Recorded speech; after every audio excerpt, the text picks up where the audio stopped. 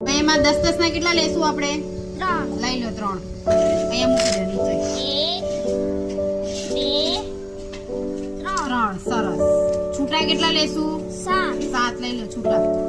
1 2 3 4 5 6 7 સરસ. હવે બીજી સંખ્યા છે આપણી 51 બરોબર. એમાં 10 10 ના કેટલા લેશું? 3 4 5 5. છૂટા કેટલા લેશું? 1 1 લઈ લો. 1 સરસ. હવે આ 10 10 ના કેટલા જૂથ થયા બધા મળીને ગણો. 1 2 3 4 આમાં મૂકી દો. 4 5 6 7 8 લખો અહીંયા 8. સરસ. હવે આ છૂટા ગણો. છૂટા કેટલા છે?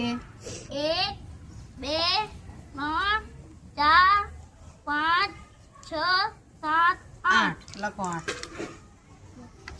કેટલા થયા? 2 આઠડા 88. એટલે આપણે ટોટલ આ 37 અને 51 નો સરવાળો કરીએ તો કેટલો થાય? 88.